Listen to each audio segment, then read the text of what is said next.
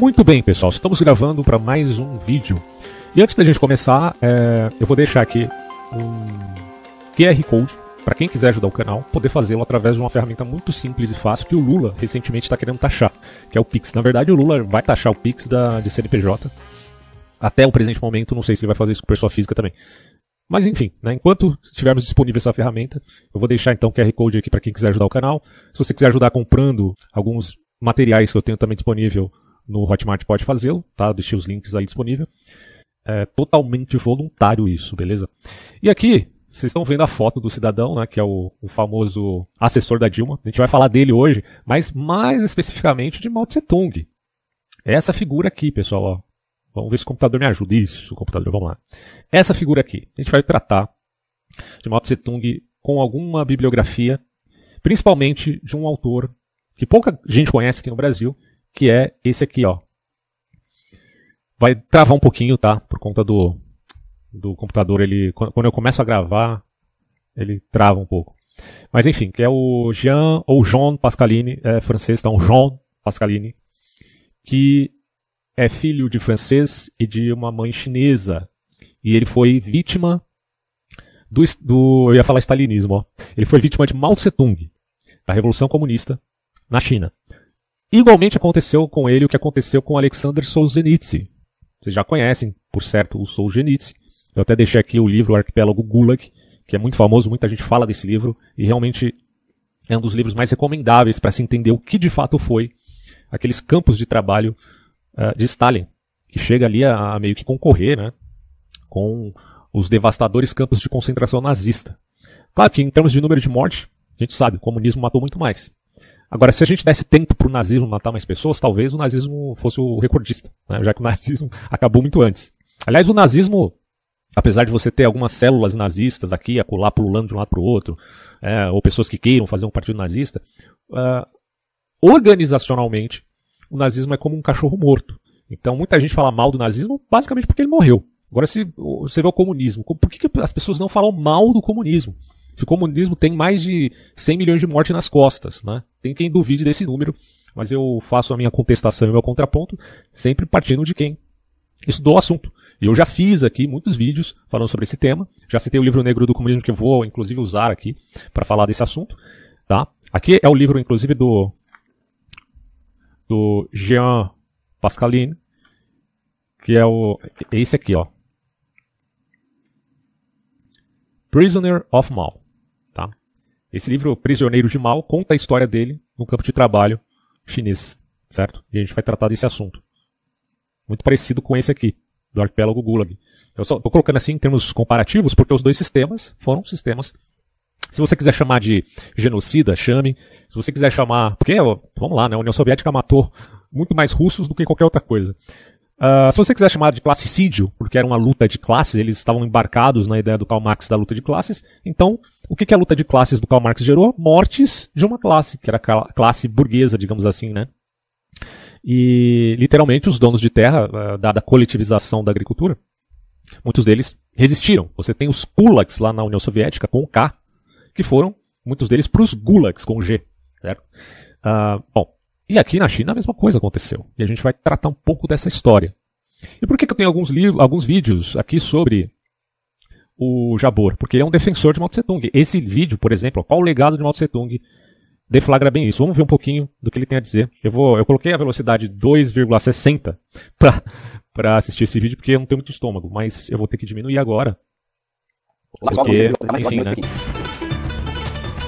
Vocês vão ter que assistir junto episódio comigo. Diferente, especial, mais um, não será o primeiro foi sobre Ho Chi Minh, também não será o último. E hoje nós falaremos uma figura histórica sem tamanho, porque ainda a história ainda há de calcular o real tamanho dele, né? Que já é imenso no sentido de o real tamanho do genocida, acho que isso já foi calculado, Jabor. O maior líder anticolonial da história da humanidade, e coincidentemente foi o Aliás, tem eu não sei se vocês assistiram, mas tem um podcast do Jabor com Casarões e com outro cara lá da ciência política.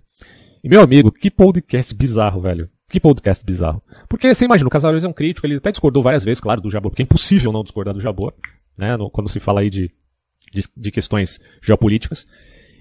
Mas mesmo assim, o cara tratou o Jabor como se fosse o bebezinho de colo dele, meu.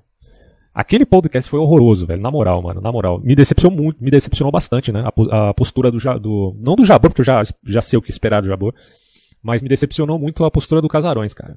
Foi bizarro. Eu não vou ter tempo de mostrar isso aqui agora, né, porque eu tenho outros vídeos pra mostrar, mas é só deixando aí meu adendo sobre esse podcast bizarro feito lá no Vilela, né? Vamos continuar vendo aí. Pai da China moderna, a maior figura histórica da China, e que no dia 9 de setembro de Então a maior figura da história da China, segundo o Jabor, foi o Mao Tse Tung. João Pascalini não concorda com isso, tá? Só deixando claro pra vocês aí esse ponto. Aliás, ele e mais, sei lá, mais de 60 milhões de chineses que foram mortos no governo Mao Tse Tung. Aliás, pessoal, se eu conseguir convencer vocês de que Mao Tse Tung de fato foi um genocida, um politicida, um classicida, um democida, como você quiser chamar, para quem quiser entender esses conceitos, vai lá no meu vídeo, minha série de 3 vídeos sobre mortes pelo governo, pautado na obra do R.J. Rummel. Tá muito interessante esse ponto. Mas se eu sair desse vídeo aqui convencendo vocês que do óbvio ululante de que o Mao Tse Tung foi um genocida, de fato, foi um assassino, homicida do seu próprio povo, para mim já tá valendo, certo? Aqui o nosso amigo Jabor, amigo entre aspas, né, porque ele quer fuzilar a gente, o Jabor, ele vai colocar aqui um grande filtro, tá? Ele não vai falar nada dos crimes do Mao Tse Tung. Então, só vai tratar a coisa do ponto de vista aí do que ele chama de estratégias do grande timoneiro. Vamos ver. 1976 faleceu.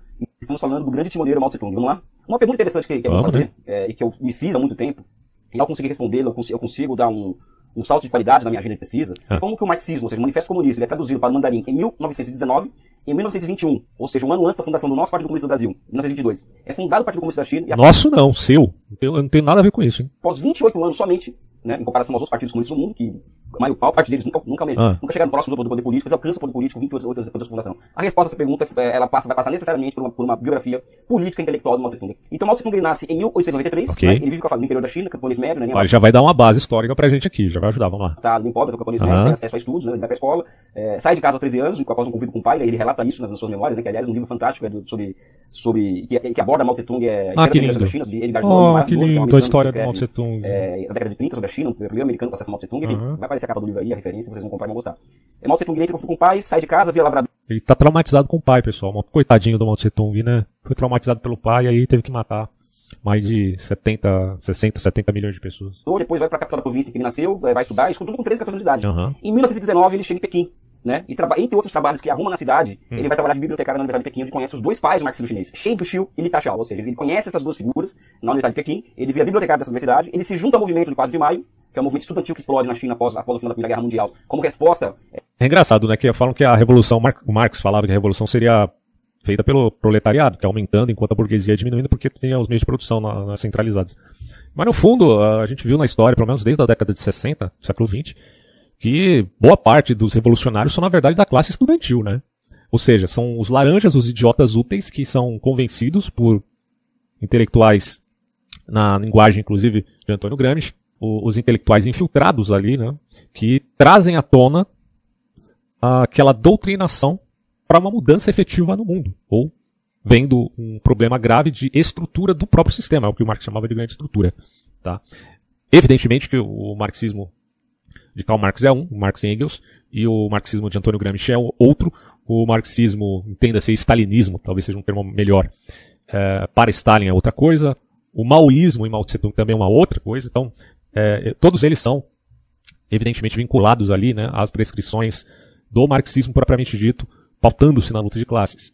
Mas no fundo tem muitas nuances que são diferentes, mas que levam, né, a sempre a uns frutos parecidos, aos frutos similares. Aquela coisa, né, de conhecereis a árvore pelo fruto. Geralmente termina em coisa ruim. A incapacidade do governo chinês em levar adiante seus interesses no Tratado de Versalhes, ou seja, uma resposta amplamente anti-imperialista, né, já alimentada com um certo caldo que vinha da Revolução Russa, e Mao Tse-tung tem o primeiro contato com o marxismo e o leninismo nesse movimento. Ele compõe junto... Exatamente, ele está certo. O marxismo-leninismo, né, que foi, vamos dizer assim, sofisticado pelo stalinismo. Eu estou falando sofisticação em termos de modus operandi, certo? Não em sentido teórico. Porque em termos de modus operandi, a coisa se tornou muito mais maquiavélica, no mau sentido mesmo que eu estou colocando, ou seja, de manter o poder a todo custo, do que propriamente na perspectiva de uma revolução comunista para trazer igualitarismo em termos de classe social.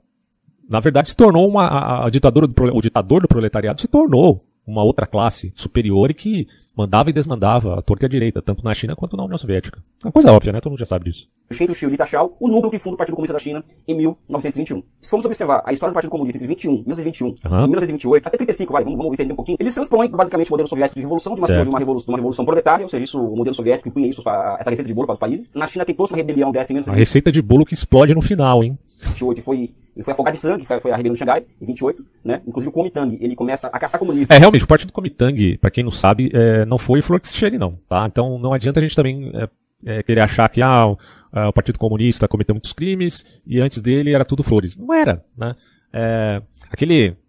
O Partido Nacionalista, Kuomintang, também era terrível, cara, terrível.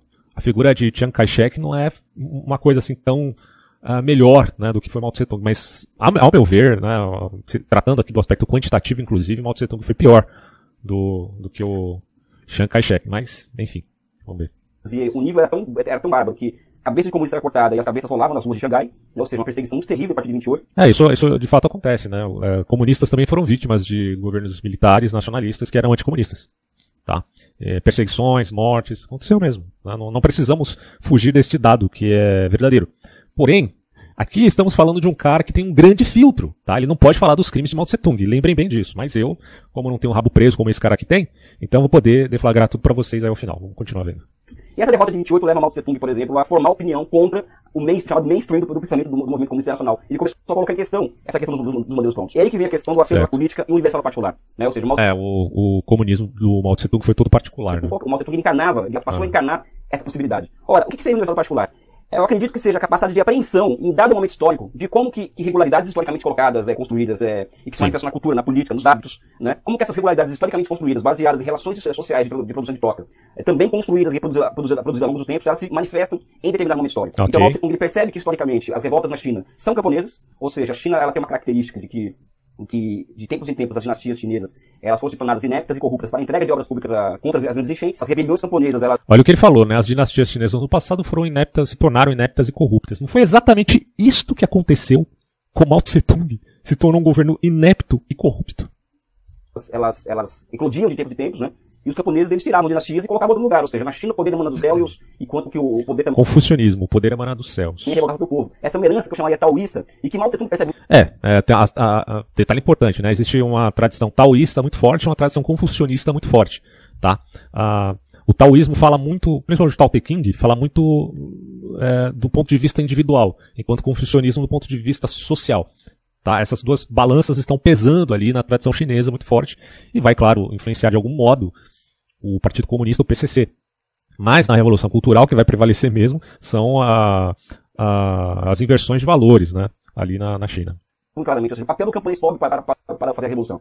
E Mao Tse-tung passa a bater de frente com a linha oficial do Partido Comunista Soviético, do jeito dele, fazendo política, evidentemente, né? Até que ele nessa luta interna, ele consegue juntar essa luta interna e junta essa perseguição ao Partido Comunista dentro da China. E promove algo simplesmente espetacular, que foi uma retirada iniciada em 1964, que percorre 12,5 mil... Do ponto de vista estratégico, ele está falando. Uma retirada estratégica dos comunistas chineses contra a perseguição do Kuomintang, formando o que é hoje mundialmente conhecido como Longa Marcha. Tem até foguete com o nome de Longa Marcha. Ou seja, a Longa Marcha, entre 34 e 35, acaba aqui consolidando o poder de Mao Tse-tung dentro do Partido Comunista e a visão de Mao Tse-tung sobre o processo da Revolução Chinesa. Que é basicamente a grande tese da tomada do campo, das cidades pelo campo. Ou seja, é ali, vamos dizer assim, esse é o que eu chamaria no termo inglês, um turning point, em que o marxismo acaba que se... Isso aqui, vamos voltar, vamos lá. Vai de novo. Dentro do Partido Comunista e a visão de Mao Tse-tung sobre o processo da Revolução Chinesa. Que é basicamente a grande tese da tomada do campo, das cidades pelo campo. Ou seja, é ali... A tomada das cidades pelo campo, tá? Coletivização começa no campo, na área, vamos colocar assim, periférica, partindo então para os centros. Ok. E, vamos dizer assim, esse é o que eu chamaria de termo inglês, um turning point, em que o marxismo acaba se fundindo de fato com a realidade chinesa. Isso é importante dizer pelo seguinte, porque uma coisa é marxismo, nós temos aquele cabedal de categorias marxistas, o cabedal categorial marxista, né? Pode-se utilizar aquilo para entender uma realidade ou outra, mas utilizar aquilo para entender a realidade, transformar a realidade que é um grande desafio. Né? Ou seja, transformar em estratégia e tática, né? O grande desafio é lidar com o fruto dessa realidade, né, Jabor, que você não sabe fazer. As possibilidades que as categorias dos conceitos marxistas nos entregam para analisar historicamente uma realidade e a partir dessa análise construir uma estratégia e uma tática baseada nesse universal no particular. Que no caso da China, Mao Tse-tung ele encarnou esse universal no particular. Mao Tse-tung ele a partir dessa política ele encarnou o universal no particular. Acho que nisso ele está certo, hein?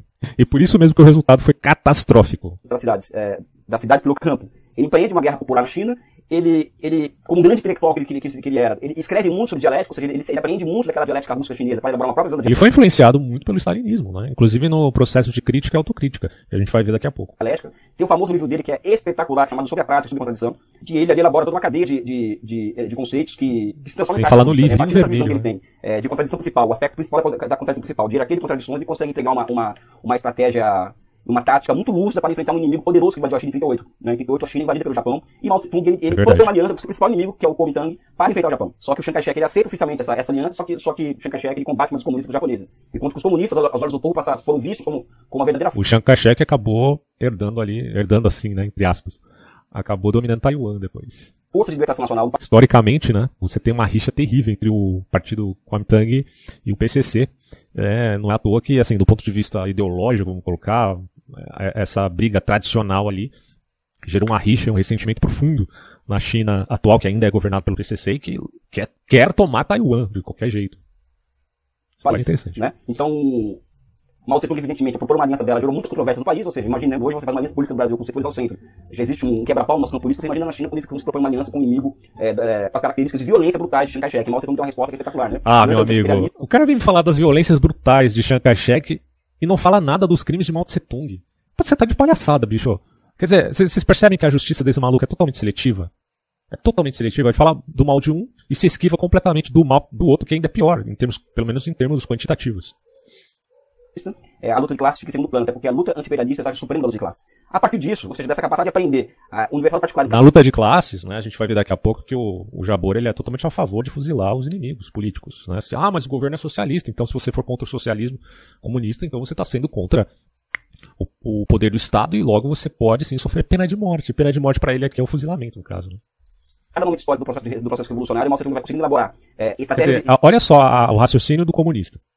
O comunista quer fazer uma revolução social, ele dá um golpe de Estado, ele se torna o poder máximo da ditadura do proletariado e agora ele tem o direito político de matar os seus inimigos contra-revolucionários. Por quê? Porque é o poder do Estado e quem vai contra o Estado está cometendo um crime. Olha o raciocínio do cara, mano. Os caras cometeram um crime dando um golpe e a partir daí eles fizeram um novo Estado, uma nova ditadura e quem se levantar contra essa ditadura vai sofrer pena de morte. E segundo o Jabor, a gente vai ver daqui a pouco, isso é justo. Por quê? Porque agora o Estado seria aquela ditadura do proletariado. Cara, é bizarro. Mano, esses caras... Assim, quando eu vejo um cara com, sei lá, mano, com a camisa do partido nazista no shopping center, eu fico chocado. E isso aí choca todo mundo aqui da sociedade. Aqui no Brasil é natural a gente olhar pra uma pessoa assim e ver, não, você tá maluco? Como assim você tá com a camisa do partido nazista, esse partido assassino que matou um monte de gente inocente e tudo mais? Mas, no entanto, esse vídeo do Jabor, onde ele defende um genocida que está comprovadamente efetivado, né, através de historiografia, você tem 50 mil acessos aqui, todos os comentários são elogiando o cara, e você tem mais de 5 mil likes. Ou seja, ele está fazendo um vídeo onde ele está defendendo o grande timoneiro, entre aspas, que foi um genocida cruel, o cara que, assim, certamente ultrapassou os números de Stalin em termos de mortes pelo governo. Um verdadeiro democida. E ninguém fica escandalizado. Todo mundo ficou escandalizado quando o Monark fez aquele podcast com o Kim Kataguiri, falando sobre nazismo e tudo mais. E nenhum dos dois defendeu, de fato, o nazismo de forma alguma. Eu até me posicionei contra o Monark e continuo achando que não é adequado que um país como o Brasil permita que existam, né, partidos de ala nazista. Jamais, pelo amor de Deus. Estou totalmente contra essa postura do Monark. Mas, ao mesmo tempo, o que ele fez ali não tem comparação do que este sujeito está fazendo aqui. Ele está aqui, você tem uma defesa deflagrada de um genocida. E lá, não. E por que as pessoas se escandalizaram lá com o Monark, com o Kim Kataguiri, e não se escandalizam com o Jabor? Porque isso não acontece, pessoal. Não é possível que as pessoas não entendam que o comunismo matou tanto quanto o nazismo. E que, embora ideologicamente eles sejam completamente diferentes, tá? O nazismo é uma coisa, o comunismo é outra, os frutos são os mesmos. Como é que as pessoas não conseguem compreender uma coisa tão óbvia dessa? A única explicação para isso é a crise da inteligência no Ocidente. É uma crise gravíssima, tá? E, bom, eu pelo menos tento combater isso, né? Vamos continuar vendo aqui. e táticas políticas de guerra e de guerra de guerrilhas que levou ao poder em 49, o Partido Comunista, e também consegue unificar o país. Então eu tenho uma história na China que é muito interessante, que eu quando cheguei na China a primeira vez, meia-noite, em Pequim, no dia acho que 5 ou 6 de maio de 2004, eu pedi para o taxista me pegou no aeroporto, me levar na Praça Celestial primeiro, depois me levar no hotel. E esse é o hotel onde eu conto pra vocês aí. Adorou, né? Adorou ir pro hotel, chique, um país rico, né? Porque se fosse o comunismo de Mao Tse Tung, meu amigo, eu duvido que você fosse pra China. Poderia até ir como turista, né? Como se vai pra Cuba, como se vai pra Coreia do Norte. Mas eu acho que também a Coreia do Norte seria um país mais miserável do que já é, porque também não teria o apoio da China, que tem ainda. Né? Duvido que ele fosse. Durante muito tempo olhando aquela foto do Mao Tse Tung na Praça Celestial, perguntando por que estava a foto do Mao na porta da cidade proibida, ou seja, na porta do imperador, né? Depois que a gente vai estudar a China, essa coisa toda, a gente percebe que o Partido Comunista da China é a nova dinastia, entre aspas, faz sentido. que substitui a dinastia corrupta e inepta no poder em prol da dignidade do povo. Mao Tse Tung e é mais corrupta ainda. Começa em 49, ele faz a maior revolução anti-imperialista da história, a maior revolução social do século XX, ele é a grande figura, né, uma revolução anti-imperialista que tornou Mao Tse Tung um imperialista. Ai, meu Deus. No movimento comunista internacional, depois de Stalin, evidentemente, né, e vira completamente a correlação de forças no mundo da Revolução Chinesa, né. O Truman, por exemplo, nunca imaginava que a China ia cair nos comunistas, né. Aquilo muda completamente a correlação de forças no mundo, a China passa a receber um país do tamanho da China, cara, realmente não era de se esperar que acontecesse isso, né.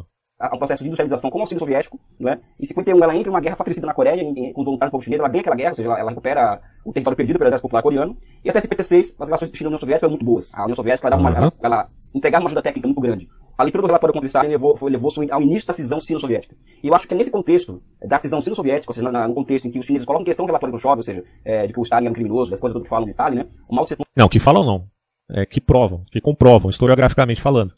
Ele não foi... É claro que ele foi um criminoso. Se foi um grande líder, é no ponto de vista estratégico e da genialidade do mal, no seu maquiavelismo. Nesse ponto, você pode até elogiar o Stalin. Mas que ele foi um psicopata, um democida, um classicida, um corrupto. Sim, certamente foi. Né? Mas aqui, mano, o pessoal aqui do YouTube, né, que seguem essas pessoas aí que defendem, que tem até retrato do Stalin em casa, nunca vão entender isso, porque... são idiotas úteis. Né? Não estou falando do Jabor, estou falando que quem segue essa narrativa do Jabor é um idiota útil. Porque não é possível que o Jabor, enquanto alguém que estudou o assunto a fundo, não saiba disso. Ele sabe, mas está fazendo de conta que não.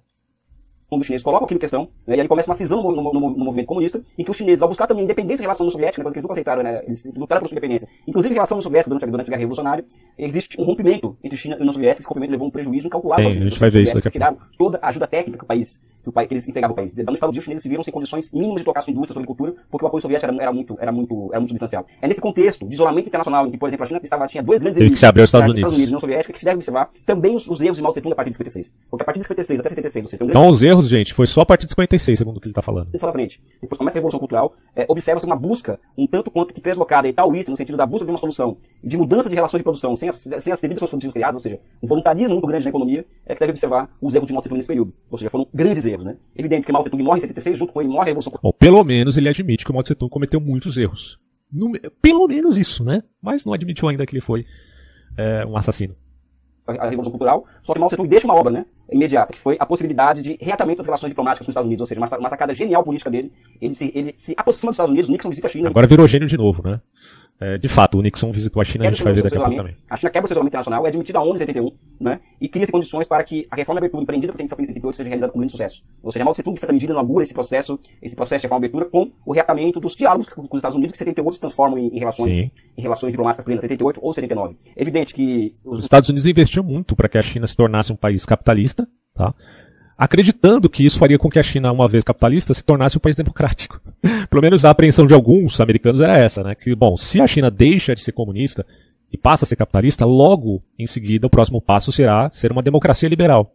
Mas isso não está dentro da cultura da China e, bom, não aconteceu. A China se tornou uma economia mista e, por conta disso, conseguiu poder econômico mantendo o unipartidarismo no poder político no partido PCC.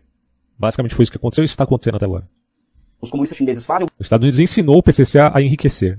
Basicamente foi o que os americanos fizeram, né, na sua estratégia burra. O balanço histórico do Mao Tse-tung faz algo completamente diferente do que os soviéticos fizeram com Stalin, e chega a essa conclusão de que Mao Tse-tung ele acerta 30% e erra 30%. Né? E tem que ser perguntado sobre o papel do Mao Tse-tung, ele cometeu muitos erros, como eu também já cometi muitos erros na minha vida militante, mas não foi... Mas cara, meu Deus do céu. Meu Deus do céu, você acha que você cometeu os mesmos erros, ou erros similares, equivalentes a Mao Tse-tung? Bicho, aí eu vou achar que você é um criminoso, então, pelo amor de Deus. Eu não acredito, sinceramente, que você cometeu erros equivalentes aos de Mao Tse-tung. Senão você deveria estar preso. Mas como você não está, E eu não imagino que você, de fato, tenha cometido qualquer tipo de violência física com alguém. Eu acho que não. Então, colocar o senhor na reta por um genocida e psicopata como Mao Tse Tung, eu acho que é um grande erro. Se fosse Mao Tse Tung, não sei o que é hoje, e terminando esse vídeo longo, né, porque Mao Tse Tung é Mao Tse Tung, eu me lembro que eu fui no...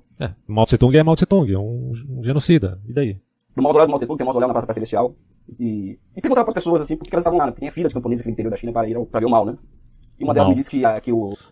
O trocadilho é maravilhoso aqui, dá pra ver o mal encarnado. O Mao Tse Tung colocou a China de pé. É nesse momento que se percebe o papel da figura do ser humano na história, né? O Mao Tse Tung para os chineses, ele é o chefe. Não é ser humano, mas é o chefe. Os fins do século de 1900 da China, né? E ao lado disso também, para encerrar, em 2009... Bom, ele vai falar algumas coisinhas aí no final, depois vocês assistem aí. Vamos voltar pro PowerPoint aqui, onde eu vou fazer uma pequeno resumo, uma coisa assim bem básica, só pra gente entender o contexto da Revolução Comunista na China. Tá? Porque se não entender isso aqui, velho, vai ficar complicado. Né? Pra depois eu me voltar agora ao livro Negro do Comunismo, onde a gente vai entender mais alguns aspectos aí com maior profundidade, certo? Deixa eu só colocar a apresentação aqui. E vamos começar. Então, a Revolução Comunista na China, a era de Mao Tse Tung. A Revolução Comunista na China, 1949. Você pode chamar ele de Mao Zedong ou Mao Tse Tung, tanto faz. Implantou o sistema comunista no país baseado nas suas próprias ideias, mas com inspiração soviética. O sistema marxista foi conhecido como maoísmo. Ele defendia a mobilização dos camponeses e a luta armada contra os inimigos internos e externos e provocou o que eu chamaria de classicídio, tá? Ele derrubou o governo nacionalista do Kuomintang e fundou a República Popular da China em 1º de outubro de 49, como o Jabor já tinha explicado. Você tem os quadros, né, e as propagandas são maravilhosas, né, mas essa alegria aí é totalmente fictícia. A campanha dos 100 flores, começando as palhaçadas aqui do Mao Tse Tung, ó. 1956-57. A campanha dos 100 flores, que incentivava os intelectuais a expressarem suas críticas e sugestões ao governo e variadas escolas de pensamento. Quer dizer, era uma abertura supostamente uma abertura a inúmeras visões de mundo para enriquecer o diálogo, enriquecer o debate para uma nação que estava ali emergente, né? Agora com o Partido Comunista.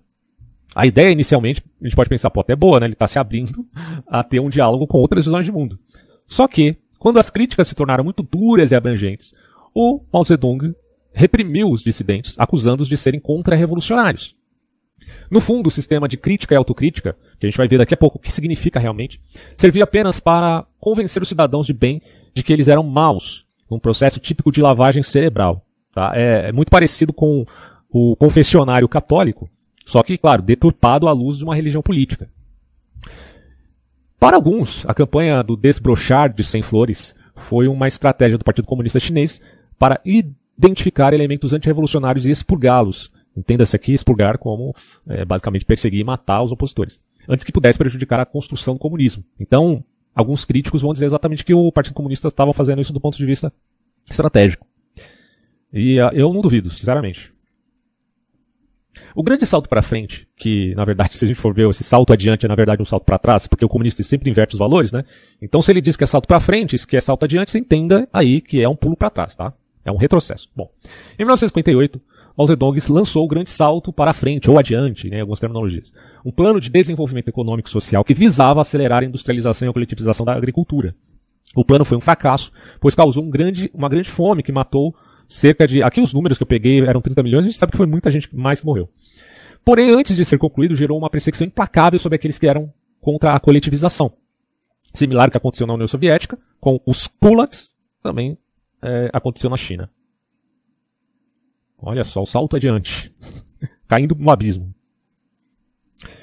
E a campanha das 4 pragas? Essa aqui, eu vou até dar uma pausa, porque o Jabor disse que isso aqui não aconteceu exatamente do jeito que a Renata no debate estava falando com ele.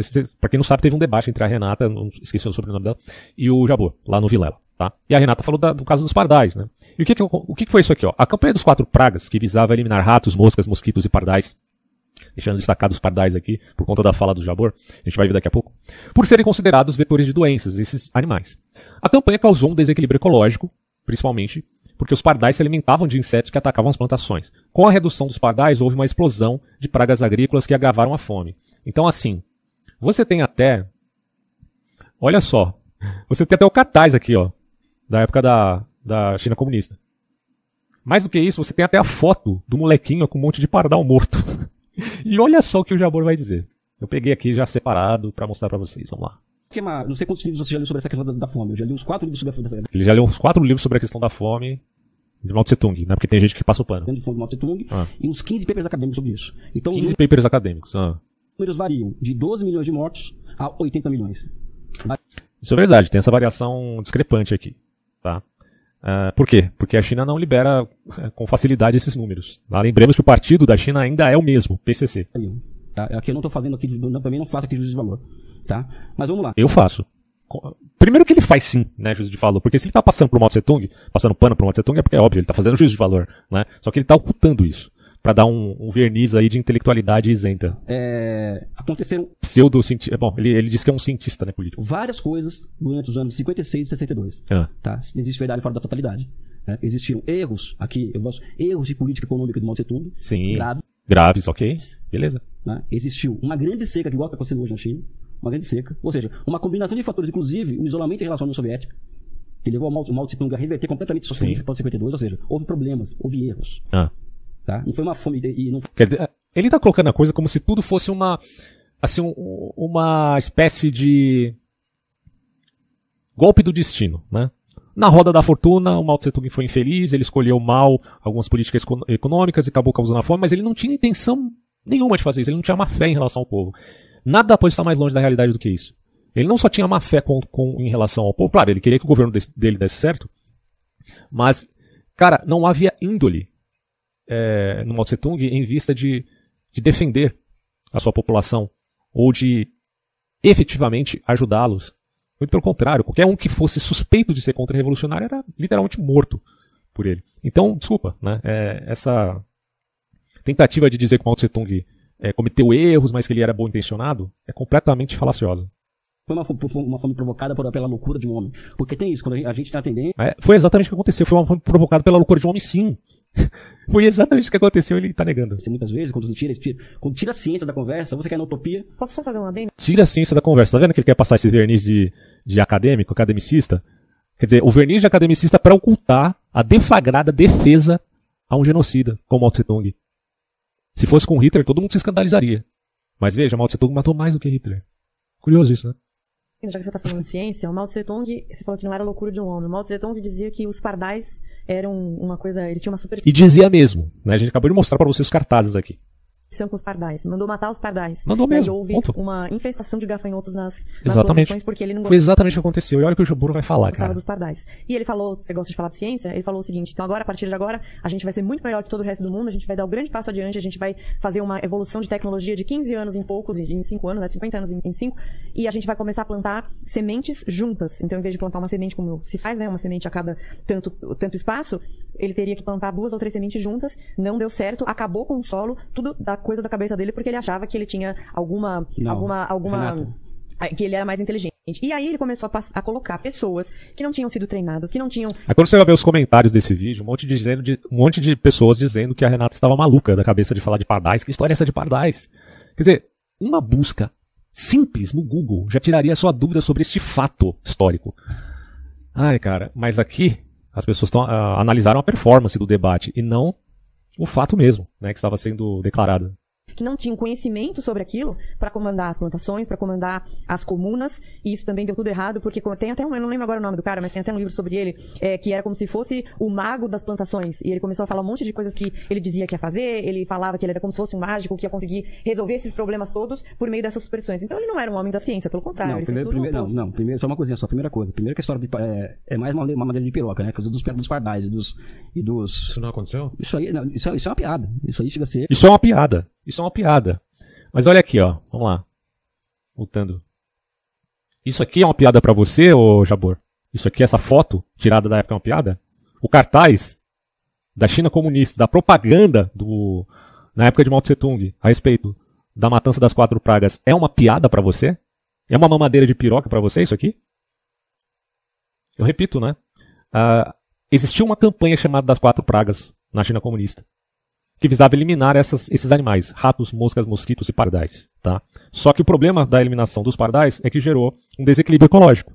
Isso aconteceu. Aconteceu.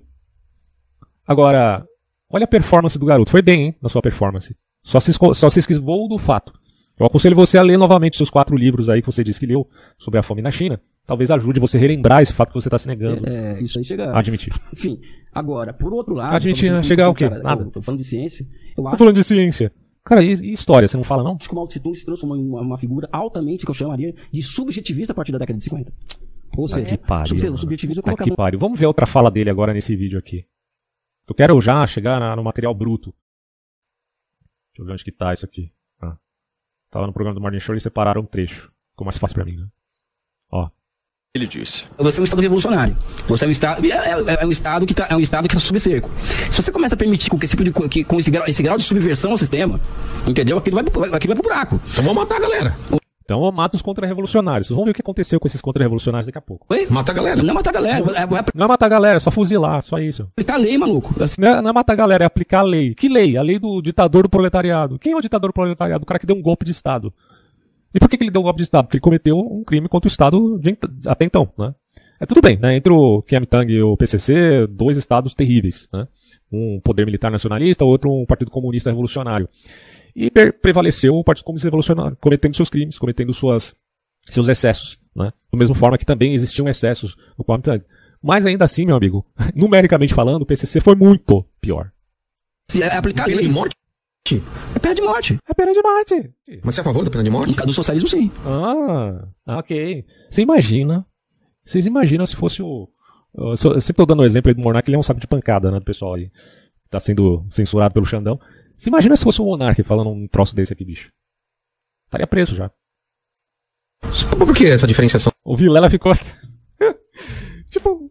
Eu não tô acreditando no que eu tô ouvindo aqui, né, o Vilela da TV. No socialismo para não... Porque no capitalismo que morre pobre. Olha o argumento do grande acadêmico Elias Jabor. No capitalismo quem morre é pobre. Então vamos fazer uma equivalência aqui bizarra e dizer que agora o socialismo pode matar os ricos. E foi o que eles fizeram, né? Os proprietários de terra mataram. Classicídio. Não, capela de morte. E pobre não morreu também? Não? Mas muito pobre morreu também, né? A grande questão é que o socialismo é mais eficaz em matar do que se a gente levar em consideração esse falso raciocínio aqui do Jabor. O capitalismo mata pobre. Bom, pois é, mas o socialismo vai melhor do que isso, né? Porque ele mata pobre, mata rico e mata pobre também. Socialismo? Não, pelo contrário. Os caras que eram mortos não eram pobres? Olha, todo mundo é pobre. Não. A grande fome da China matou quem, né? Se não os pobres. Quem morreu é pobre. Tá aí, esse assunto... Pois é. Vamos continuar vendo aqui o slide para entrar já no livro que eu sempre faço aqui apelo a vocês lerem, o livro negro do comunismo. Então assim, né? Deixa eu só voltar na apresentação aqui no slide 9. Vamos lá. Então, retomando, né? A campanha das 4 pragas que visava eliminar ratos, moscas, mosquitos e pardais por serem considerados vetores de doença ocorreu aí em 1958. A campanha causou um desequilíbrio ecológico, pois os pardais se alimentavam de insetos que atacavam as plantações. Isso aconteceu de fato. Com a redução dos pardais, houve uma explosão de pragas agrícolas que agravaram a fome no país. Então você tem aqui o cartaz da época, esse aqui, tá? E você tem as fotos da época, de noticiários. Isso aqui, se não me engano, saiu no New York Times uma notícia, ou no máximo, eu não lembro a data, que talvez eu tenha até marcado, mas enfim, vocês podem... Isso aqui, cara, você faz uma busca rápida na internet, você consegue encontrar muitas fontes.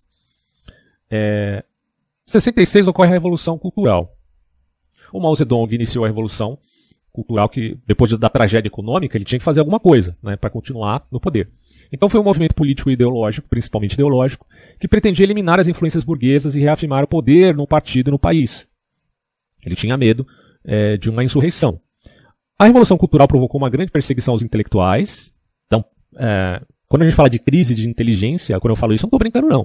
Crise de inteligência tem a ver com a perseguição aos verdadeiros intelectuais, aqueles que fazem críticas pontuais a quem merece isso.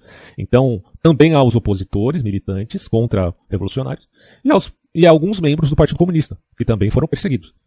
Milhões de pessoas foram presas, torturadas ou mortas durante esse período. Tem uma foto aqui do Livro Vermelho. A Revolução Cultural se baseou no Livrinho Vermelho, que continha citações e pensamentos de Mao. O livro se tornou obrigatório nas escolas, no exército e em todas as instituições chinesas. Quer dizer, não é só censura, é imposição da ideia de um único homem. Nunca se viu uma centralização neste nível. Talvez, no futuro próximo, a gente veja uma ditadura muito pior, né? Porque hoje a tecnologia é maior. Então, a China atual, por exemplo, tem um nível tecnológico para dominar pessoas, né? Ou a população em geral, que é uma coisa assim sem precedentes. Tá quase a distinção entre um homem e um deus, né? Não que os líderes do partido sejam deuses, muito pelo contrário, mas que tem os meios e instrumentos em mãos. Os seguidores de Mao atacaram os 4 velhos, ou seja, velhos pensamentos, velha cultura, velhos costumes e velhos hábitos, em termos de serem progressistas, né? Mas claro, progressista no sentido maoísta, ainda no sentido atual que a gente vê lá nos Estados Unidos. Bom, então combatendo esses 4 velhos que deveriam ser substituídos pelos valores comunistas, que na verdade era a inversão de valores. Então nesse sentido, os progressistas maoístas e os progressistas atuais, né, da pós-modernidade têm alguma similaridade, né, pelo menos no que se refere à inversão de valores. Os alvos principais foram os intelectuais, os professores, os artistas, como eu já tinha falado antes, né, os artistas também, nesse caso, os políticos e também os religiosos. Muitos cristãos, inclusive, foram perseguidos. Se não me engano, um autor muito famoso cristão, Watchman Nee, foi perseguido no período comunista, né, do PCC. Ele morreu, se não me engano, eu tenho até a biografia dele, que eu li há muito tempo atrás. Depois eu até vou tentar confirmar essa informação. O nome dele é Watchman Nee. Bom, então assim, que foram acusados de burgueses e capitalistas. Muitos foram enviados para campos de reeducação ou fábricas, torturados, presos ou mortos. A Revolução Cultural causou um grande caos social, econômico e cultural na China. Estima-se que milhões de pessoas tenham sido perseguidas e mortas nesse período. Além disso, muitas obras de arte e monumentos históricos foram destruídos ou danificados. Isso nos lembra os vândalos destruindo estátuas aqui no Ocidente pós-moderno, tá? Tudo bem, você fala, mas tem gente que também destruiu estátua lá na Ucrânia, né? Os caras tentaram destruir a estátua lá do Lenin, mas, vamos considerar que a Ucrânia foi um país diretamente atacado pelo Partido Comunista, tá? No caso aí, o Partido Comunista da União Soviética, ou vamos colocar assim, resumindo como stalinismo. Então é natural que eles tenham uma total, plena aversão a Lenin, a Stalin, e também a Trotsky, né? Tem gente que acha que Trotsky era um santo, né? Só porque foi vítima do Stalin. Não necessariamente, tá? A grande realidade é que eles têm toda a justificativa do mundo a olhar com maus olhos qualquer honraria a homens como Mao Tse-tung, como Lenin ou como Stalin. No entanto, quando a gente fala desses caras atuais do Black Lives Matter, que destroem estátuas à torta e à direita aí, a gente está falando de figuras históricas muito lá atrás no passado e partindo de um pressuposto completamente anacrônico. Então, desculpa, não dá para comparar uma coisa com a outra não. E aí, a Revolução Cultural só terminou oficialmente em 1969, mas muitos historiadores afirmam que ela só acabou com a morte de Mao em 76. Então tem essa polêmica aí. Aqui é a morte do Mao Tse-tung, né? Coberto com a bandeira ensanguentada, né? Põe o vermelho sangue, para quem não entendeu isso aqui, né? A foice, o martelo significa uma desculpa para usar a foice e matar um monte de gente. Esse é o verdadeiro significado, pelo menos ao meu modo de ver, da bandeira comunista. Em 1972, Mao Zedong recebeu a visita do presidente dos Estados Unidos, Richard Nixon, como o Jabor tinha falado, em um gesto de aproximação diplomática entre os dois países. Esse foi um dos primeiros passos para a abertura da China ao mundo e ao capitalismo. Mao Zedong morreu em 9 de setembro de 1976, aos 82 anos de idade, deixando um legado genocida na história da China e do mundo. Após a morte de Mao, o PCC iniciou um processo de reformas econômicas e abertura ao mercado mundial sob a liderança de Deng Xiaoping. A China adotou um modelo de economia mista, com elementos do capitalismo e do socialismo. Esse modelo, que foi inclusive, como a gente já viu, incentivado pelos Estados Unidos, porque os Estados Unidos, ou pelo menos uma parte da estratégia americana, era acreditar que a China passaria do capitalismo, da economia capitalista para a democracia liberal. Isso nunca aconteceu, né, esse segundo passo. Enfim. Então esse modelo permitiu um grande crescimento econômico da China nas últimas décadas e tudo ficou nas mãos do Partido Comunista. Continuou governando. E que quer tomar Taiwan, inclusive. Eis aqui o Deng Xiaoping. Tem algumas fontes aqui, certo? Há necessidade de falar desse sujeito aqui, John Pascalini. Como eu já tinha mostrado no começo. Prisoner of Mao. Tá? Tá em inglês, eu não acho que tem em português esse livro. Sempre recomendando também do Solzhenitsyn aqui. Aqui tá travando, cara. A internet fica muito... O computador trava muito quando eu tô gravando. Impressionante, né? Só pra ajudar. Aqui, ó. Pelo Gulag. Vamos ler um pouquinho sobre o John Pascalini. Vamos lá. Vou pegar na Wikipedia em inglês, que é mais... acredito que seja um pouquinho mais confiável, né? Enfim, cara. Deixa eu traduzir para facilitar minha vida aqui. Foi um jornalista francês e chinês que escreveu um livro de memórias e experiências como prisioneiro político no sistema de campos de trabalho de Laogai. Laogai, acho que é assim.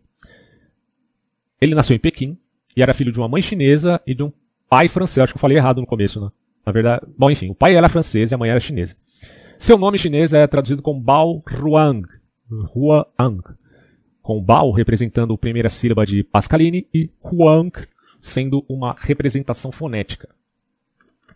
Então o que acontece aqui? A ênfase que eu quero propor, falando aqui do John Pascaline, é justamente na ideia que ele experimentou na prática das sessões diárias de crítica e autocrítica, que, como eu falei, é meio que uma imitação da confissão de pecados do cristianismo, mas que agora se tornou, nas mãos de Stalin e depois copiado por Mao Tse-tung, como um método de interrogar publicamente intelectuais suspeitos de possuir posições contra-revolucionárias.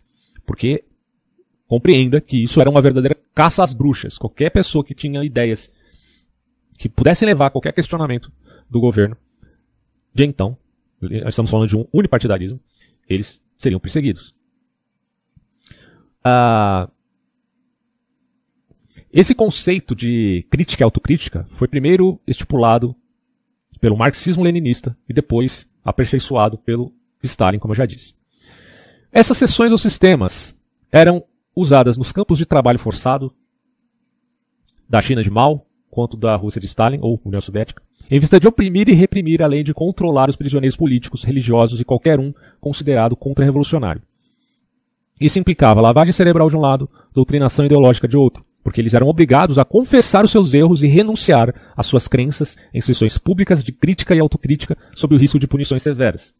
A lição aqui é que a hora de lutar contra os tiranos é antes deles governarem, porque depois fica difícil. Então é uma lição para nós brasileiros, né? Se aconteceu no Brasil uma coisa dessa, tome nota, porque é melhor lutar agora do que deixar para lutar depois que esses caras tomaram o poder. Esse conceito de autocrítica foi introduzido, então, como eu já falei, por Stalin, em uma obra de 1924, Fundamentos do Leninismo, certo? E depois, em 1928, onde ele aperfeiçoou a ideia. As vítimas das sessões de autocrítica, similarmente ao que tem acontecido, por exemplo, o que aconteceu na relação STF e Big Techs, principalmente o Telegram, quando o Xandão obrigou o Telegram a fazer uma declaração por escrito, detalhando seus erros, vamos colocar assim, de avaliação da lei da fake news. E o que o governo do Mao Tse Tung fazia? Similarmente a isso, eles obrigavam os prisioneiros a produzirem declarações por escrito, detalhando seus erros ideológicos e afirmando crenças renovadas. Claro, eu estou colocando aqui com a devida proporção dos fatos, né? Não estou dizendo que o Xandão já chegou ao nível do PCC.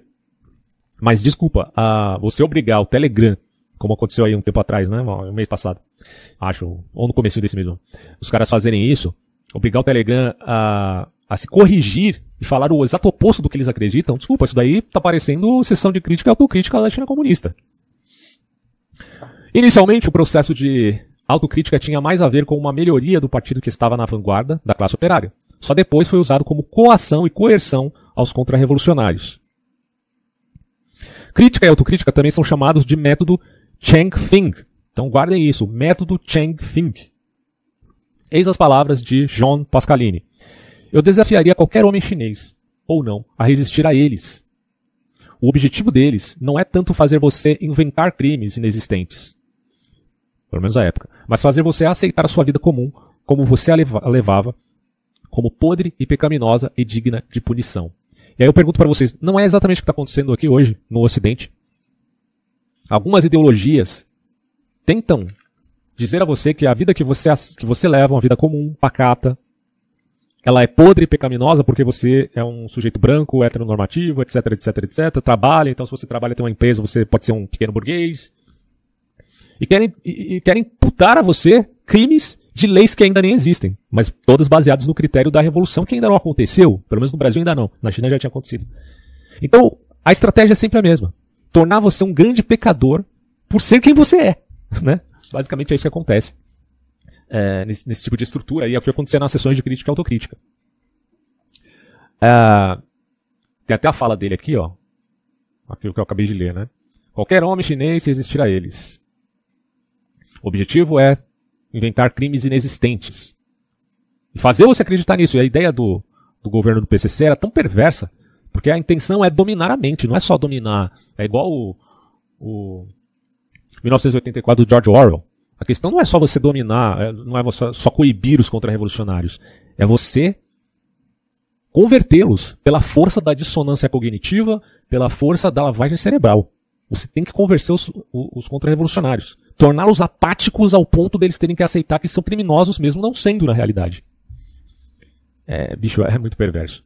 Agora vamos voltar um pouquinho aqui ao livro Negro do Comunismo. Não poderia deixar de mostrar alguns trechos desse livro, não tem como ler tudo. Recomendo vocês lerem a 4ª parte, Comunismo da Ásia entre Reeducação e Massacre. Ele vai falar da China, vai falar do Vietnã, vai falar do Laos, Camboja, Coreia do Norte, tá? Começando aqui da página 233. Cara, é tanta coisa que tem aqui, mano, que é impressionante. E aí ele vai citar o Jean Pascalini, que foi aqui que eu tive acesso a esse personagem. Ele morreu em 97, mas ele revelou ao mundo os horrores do sistema com um sistema concentracionário chinês, centralizado. Então, assim, vamos tentar ver só um resuminho do que aconteceu na China à luz desse livro. A gente já teve um resumo aqui pelo PowerPoint, só para vocês terem uma noção basiquíssima, né? Primeiro a gente teve uma noção básica com o Jabor, falando ali, né, do Mao Tse Tung, passando o pano. Depois a gente viu aqui o PowerPoint para ter uma versão, agora considerando os crimes, né, do Facínora. E no livro a gente vai ter aqui uma coisa mais aprofundada. O conhecimento sobre esses regimes, citando aqui, né, todos eles, e sobre seu passado, progrediu muito ao longo da última década. Por um lado, é agora relativamente fácil visitar a China, o Vietnã, o Laos e o Camboja, percorrer esses países e aí realizar pesquisas. Por outro, outras fontes importantes estão doravante disponíveis. Já o estavam para certos interessados. Meios de comunicação oficiais, incluindo escutas radiosintetizadas por diversos organismos ocidentais, e particularmente a imprensa regional, memórias publicadas de antigos dirigentes, testemunhos escritos e refugiados no estrangeiro, testemunhos orais recolhidos localmente. Então, você tem várias, não é só o João Pascalini, você tem várias pessoas, claro, que conseguiram sobreviver a esses regimes democidas. Aí ele vai falar que essa abertura seletiva teve efeitos perversos. Dispomos de relatos extraordinários de algumas boas monografias locais e setoriais sobre a Revolução Cultural. Mas as intenções de Mao, está escrito errado aqui, porque isso aqui foi como uma transcrição para o OCR, né? Então tem algumas palavras escritas erradas aqui. Ele está falando do Mao Tse Tung aqui, tá? Continua a ser um mistério, e sobretudo os expurgos dos anos 50. Então, isso aqui é importante, né? A gente teve uma abertura para conhecer esses dados, mas tem muita coisa que ainda está escondida, certo? E ele vai falar, os expurgos dos anos 50 ou o grande salto adiante são ainda muito pouco estudados, pelo menos na época da escrita do livro aqui, o Negro do Comunismo. Lembrando que os autores desse livro aqui, boa parte deles são socialistas, não são nem sequer considerados de direita, só não são comunistas, né, porque estão deflagrando aqui os crimes do comunismo. Bom, o que se passa nos maiores e mais assassinos campos de concentração na China no oeste do país continua praticamente ignorado. E hoje existem muitas denúncias sobre o PCC, praticando crime contra minorias muçulmanas, né? E outras minorias que também existem no país que a gente desconhece, né, em termos assim de perseguição a elas. Aí ele vai citando aqui, né, toda a história da China. Vamos ver isso aqui, ó. Seguramente, se considerarmos, sem contar a guerra civil, todas as mortes violentas atribuíveis ao regime, apesar de ausência de qualquer contabilização minimamente confiável, estimativas sérias apontam para algo entre 6 a 10 milhões o número de vítimas diretas, pelo menos inicialmente ali, né? Incluindo centenas de milhares de tibetanos, além disso dezenas de milhões de contra-revolucionários. E aí contra-revolucionários se entenda-se aí religiosos, artistas, políticos, intelectuais, donos de terra. Passaram longos períodos de sua vida no sistema penitenciário, onde talvez 20 milhões tenham perecido. Sim, ainda mais definitivamente se incluirmos os mortos contando entre 20 a 43 milhões dos anos de 1959 a 61, aqueles do indevidamente chamado Grande Salto Adiante, que na verdade foi um retrocesso. Vítimas de uma fome inteiramente provocada pelos projetos aberrantes de um homem, ou seja, Mao Tse Tung. E mais ainda, em seguida, pela obstinação criminosa com que ele se recusou a reconhecer o erro e aceitar que se tomassem medidas para minorar os efeitos desastrosos de sua política. Como a gente já viu, né, a política de Mao Tse Tung foi tão negligente ao ponto deles misturarem até serragem com os grãos para dar ali para o povo comer. É impressionante, ó. Finalmente, se observarmos o número de um quase genocídio no Tibete, provavelmente entre 10 a 20% dos habitantes do teto do mundo pereceram em consequência da ocupação chinesa. A surpresa muito sincera de Deng Xiaoping ao observar que a chacina da praça Tiananmen, em junho de 89, perdoe a pronúncia, né? Em junho de 89, talvez 1 milhar de mortos, era evidentemente insignificante à escala do que a China tinha conhecido num passado muito recente. Bom, aí ele vai falar aqui da conquista do PCC, 1949, né? A influência chinesa é ainda mais evidente nos regimes comunistas asiáticos posteriores a 49, ou seja, em outros países, né? A vitória na China provocou também a vitória em outros países. Ele vai falar aqui do Vietnã e tal.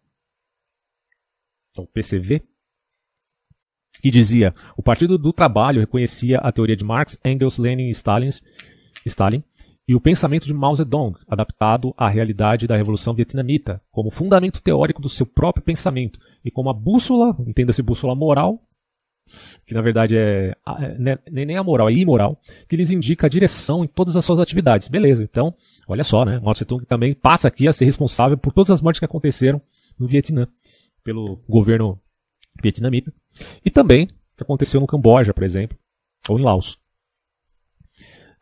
Enquanto foi vivo, Mao Tse-tung mereceu frequentemente pela sua onipotência, entre aspas, a alcunha de Imperador Vermelho. Quer dizer, ele lutou contra o imperialismo para ser ele um imperialista, né? O que hoje sabemos sobre seu caráter caprichoso e ferozmente egocêntrico, sobre as suas vinganças assassinas e sobre a vida de devassidão prolongada até o último dia, ou os últimos dias de vida. E tem gente que idolatra esse cara podre. É uma criatura psicopática podre, não só em caráter sexual, mas também pelas suas políticas assassinas. Torna fácil a sua assimilação aos déspotas que reinaram no Império do Centro. Ou seja, né, foi comparado aos imperadores do passado. E, no entanto, a violência erigida como um sistema de reinado contemporâneo ultrapassa em muito uma tradição nacional que era, na verdade, liberal. Não que a China não tenha conhecido em várias ocasiões erupções sangrentas. Esses episódios utilizaram geralmente, como em outras partes do mundo, o vetor da religião. Aí ele vai falar aqui do confucionismo e do taoísmo, né? O que separa as duas grandes tradições chinesas, confucionismo e taoísmo, são menos divergências teóricas, oposições termo a termo, do que a insistência do lado de Confúcio na sociedade e no racional. Ou seja, Confúcio alegadamente teria essa vinculação mais com o aspecto social racional e o taoísmo mais com o elemento individual na figura de Lao Tse. O promotor do Tao, o Lao Tse, no início, no indivíduo, ele tinha uma ênfase, pelo menos é o que o autor do livro está falando, uma ênfase mais no indivíduo e no intuitivo, no sensível, e mesmo no irracional, não vou dizer irracional, né? Porque a ideia também de que a religião sempre prega o irracional contra a razão opressiva, não é bem isso. Podemos até falar de não racional, mas irracional não sei se está certo, mas tudo bem. Ora, todo chinês, ou quase, traz em si diversas diversamente, doses, né, de duas faces da sinidade. Da sinidade. Então, um pouquinho de Lao Tse, um pouquinho de Confúcio. Então ele vai explicar isso aqui, ó. A mensagem desses movimentos é bastante similar. Sincretiza taoísmo e budismo, popular também o budismo forte, apresentando frequentemente Maitreya, Buda do futuro, cujo advento luminoso e redentor iminente deve realizar-se na catástrofe universal do velho mundo e tal. Então ele vai explicar essas relações aí dinâmicas para depois falar um pouco sobre a revolução cultural, né? Então assim, ó, na China, o conjunto de moralidade baseia-se no respeito pela obrigação familiar. Se estas são rejeitadas, tudo é perdido. Esse é um ponto muito importante para se entender o porquê o comunismo e a revolução, até um pouco antes da revolução cultural, mas por que o comunismo foi tão catastrófico na China? Porque boa parte desse aspecto moral histórico, ou hábito de moral histórica, entenda-se aí, uma ideia de direito consuetudinário chinês, se é que a gente pode falar nesses termos, é baseado nas obrigações familiares. Isso aqui historicamente com a figura de Confúcio e Lao Tse, tá? Principalmente. E também um pouquinho a pitada de budismo. Bom, se essas coisas são rejeitadas, tudo é perdido. O indivíduo submete-se totalmente à família, de substituição no caso, né? Que aceita passa a se tornar. O resto da humanidade está condenado ao inferno no além e à morte violenta neste mundo. Por vezes, como em 402, os funcionários são cortados em pedaços e se as respectivas mulheres e filhos se recusam a devorá-los, são por sua vez esquartejados. Só para vocês terem uma ideia, em 1120, a matança parece ter se estendido a milhões de pessoas. Eu já li muito aqui sobre as dinastias chinesas, o quanto em alguns períodos elas se tornaram bem opressoras e cometiam atrocidades inimagináveis, similares ao que Mao Tse-tung fez no século XX, mas em menor proporção. Todos os valores são invertidos. Olha só que coisa, né? 1120, a matança parece ter se estendido a milhões de pessoas. Todos os valores são invertidos segundo uma proclamação de 1130, lá na China. Matar pessoas é cumprir o Dharma, lei búdica. Eles estão o quê? Invertendo o budismo, que é uma religião pacífica. Aí outra nota aqui, ó. O assassinato é um ato de compaixão, uma vez que liberta o espírito. O roubo favorece a igualdade. O suicídio é uma felicidade invejável. Quanto mais horrível for a própria morte, segundo essa distorção de valores da época, maior será a sua recompensa. Segundo um texto ali antigo. A morte por esquartejamento lento assegurará a entrada no céu em veste escarlate. Porque ali o governo é o governo dos céus, né, como diria Confúcio. Mas claro que Confúcio jamais define ideias nesse sentido. Torna-se difícil não comparar sob certos aspectos esses cruéis milenarismos com os movimentos revolucionários asiáticos do nosso século. Principalmente, não só na perseguição do PCC aos contra-revolucionários, mas também ao que aconteceu com o famoso Khmer Vermelho, que é um dos movimentos mais assassinos da história do mundo. É bizarro, cara. Aí ele vai explicando aqui mais sobre esses assuntos e tal. Ele vai falar aqui, por exemplo, de períodos, né, de grande perseguição. Por exemplo, a violência do Estado aparece no seu conjunto limitado ou controlado. A historiografia chinesa horroriza-se com o caso de 460 letrados e administradores enterrados vivos pelo primeiro imperador Qin Shi. Não sei se está escrito certo aqui. Que é dessa época, né, 221 a 210 a.C.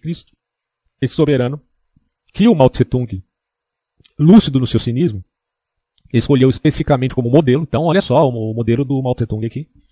Mandou igualmente queimar toda a literatura clássica, chinesa no caso, e o simples fato de evocá-la era passível de pena capital. Condenou à morte, ou deportou, cerca de 20 mil membros de pequena aristocracia rural e sacrificou dezenas, se não centenas de milhares de vidas na construção da primeira grande muralha.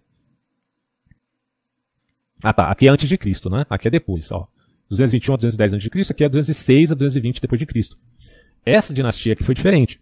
O confucionismo retorna com força e o império não voltará a conhecer tiranias semelhantes nem matanças tão frequentes. A ordem é rigorosa, a justiça é severa, mas, excetuando as épocas, infelizmente bastante numerosas, de grandes insurreições ou de invasões estrangeiras, a vida humana passa a ter mais garantias do que na maioria dos outros estados antigos, incluindo aqueles da Europa medieval e moderna. Então, olha só, né? Apesar de um período ainda conturbado, na dinastia Han, você tem mais direitos do que se via na Europa medieval. Aliás, ele até fala aqui Europa moderna, é impressionante. Né? Então você teve muitos altos e baixos na história da China, é basicamente isso que ele está explicando. Momentos muito ruins e momentos de certa bonança. Aí ele vai falar da China da primeira metade do século XX, que é o que nos interessa. Ó. E todavia, a China da primeira metade do século XX não anunciava nem em quantidade nem em modalidades os excessos do maoísmo triunfante. Se a Revolução de 1911 foi pouco dramática, os 16 anos que se seguiram antes da semi-estabilização imposta pelo regime do Kuomintang, Partido Nacional, que a gente poderia colocar aqui na sigla KMT, conheceram um certo número de matanças. O Kuomintang, como eu disse, não é flor que se cheire, né? Foi, por exemplo, o caso desse foco revolucionário que era Nanquim, onde de julho de 1913 a julho de 1914 o ditador Yuan Shikai mandou executar vários milhares de pessoas. Em julho de 1925, a polícia das concessões estrangeiras de Cantão matou 52 participantes de uma manifestação operária. Em maio de 26, lembra, o Partido Comunista é só depois de 49, tá? Ó, em 26, em Pequim, 47 estudantes morreram durante uma manifestação pacífica anti-japonesa. Sobretudo em abril-maio, né, de 27, primeiro em Xangai e depois em outras grandes cidades do leste, milhares de comunistas foram executados. Então aqui, ó, milhares de comunistas executados pela original coligação que unia o chefe do regime, o famoso Chiang Kai-shek. Deixa eu só destacar aqui. Milhares de comunistas foram executados pela original coligação que unia o chefe do novo regime, Chiang Kai-shek, e as sociedades secretas do submundo local. A condição humana de André Malraux evoca o caráter atroz de certas execuções na caldeira de uma locomotiva. Não parece que os primeiros episódios da Guerra Civil, que opôs os comunistas aos nacionalistas, tenham sido acompanhados por matanças de grande amplitude, tal como a Longa Marcha, 1934 e 1935, ao contrário dos japoneses, que cometeram entre 1937 e 1945 inúmeras atrocidades na vasta porção da China que ocupavam, né, o Japão invadindo ali com seu poder militar também, né?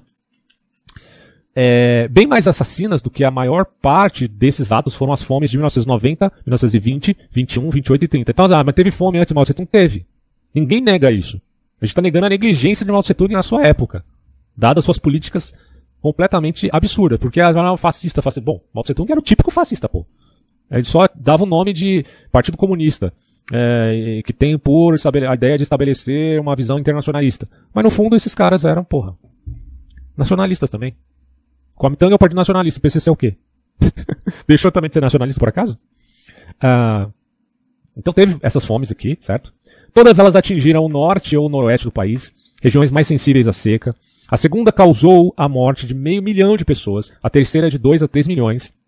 Mas embora a segunda tenha estado ligada à desorganização dos transportes provocados pela guerra civis, não se pode dizer que tenha havido qualquer conspiração de fome, tá? Então, nesse período aqui, não houve aquilo que a gente poderia chamar de mortes pela fome provocadas pelo governo, que na verdade são direta responsabilidade e, portanto, democídio, porque são mortes pelo próprio governo, usando a fome. Ou pode usar fome, ou pode usar peste, pode usar o que for. Nesse caso aqui, pelo menos nesse período, não podemos colocar como uma conspiração do governo contra o seu próprio povo. E não se pode, então, falar de chacina. O mesmo não aconteceu com o caso do Henan, onde em 1942 e 1943, de 2 a 3 milhões de pessoas morreram de fome, tendo sido registrados atos de canibalismo. Aí a gente poderia pensar também na negligência aqui, sem dúvida nenhuma. Aí ele vai citando aqui mais a história, não tem como ler tudo agora, mas tem alguns trechos que eu tenho que ler para vocês que são, julgo, muito importantes. Deixa eu ver aqui. Aqui tem uma parte onde parece que é uma perseguição aos cristãos, ó. Muitas outras revoltas, geralmente menos violentas, tinham como alvo aquilo que era sentido como exações por parte da administração, impostos sobre a terra, sobre o ópio, sobre o álcool, sobre o abate de porcos, corveia, os exageros de usura, os julgamentos injustos. Mas os seus piores golpes os camponeses reservavam-nos frequentemente para outros camponeses. Guerras ferozes contra outros povoados, outros clãs ou sociedades secretas devastavam os campos e criavam, com a ajuda do culto dos antepassados assassinados, ódios inextinguíveis. Então havia toda essa guerra tribal, quase tribal, guerra entre clãs. Assim, em setembro de 1928, os espadas pequenas de um condado da região de Jiangsu chacinaram 200 espadas grandes, que eram outro clã, e incendiaram 6 povoados. Desde o fim do século está com a grafia estranha isso aqui, mas tudo bem.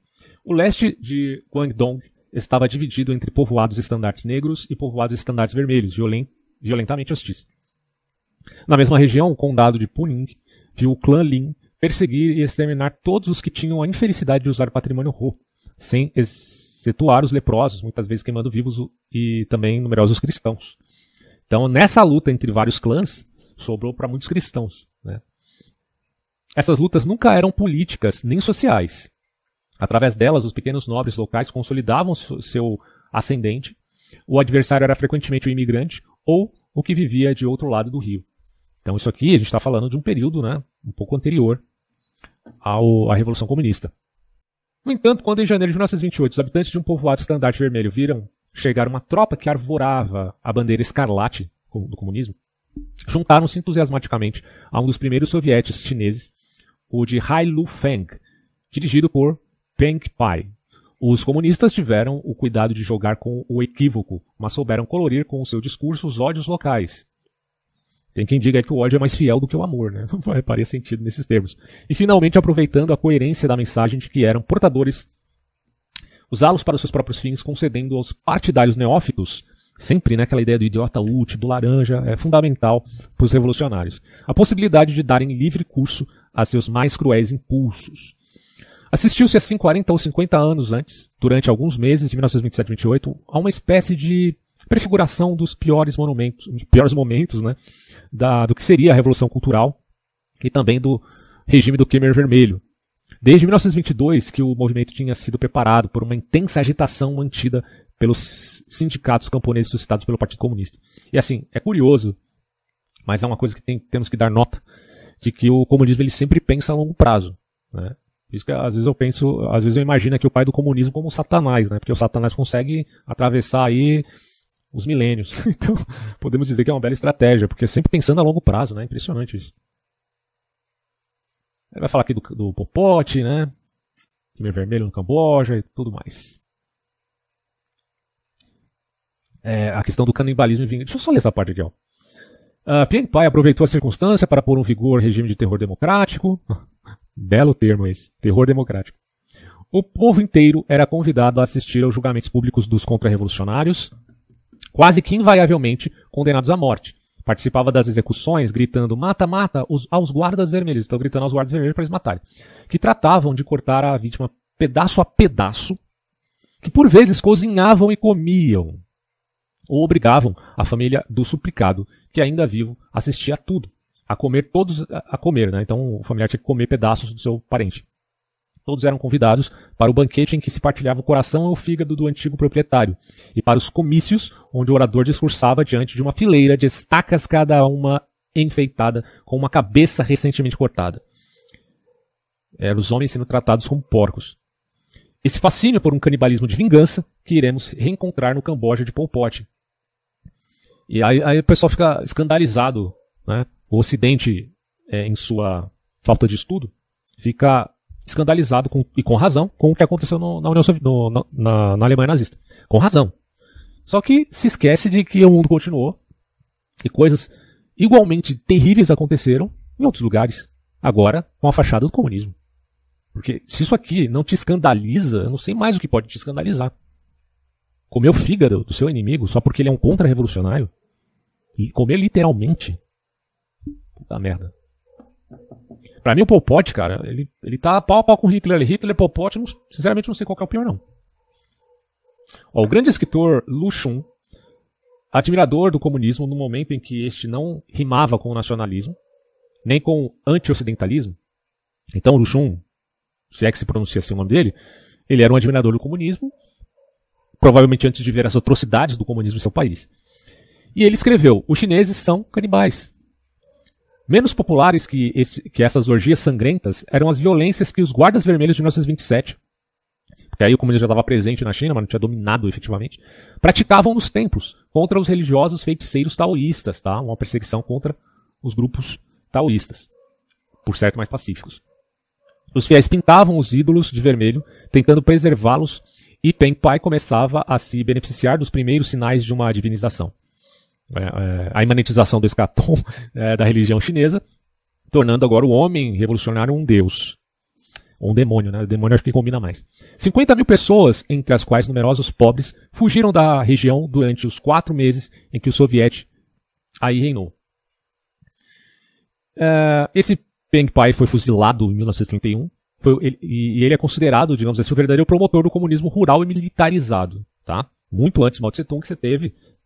toda essa construção e esse cenário para que o comunismo se tornasse um partido poderoso na China.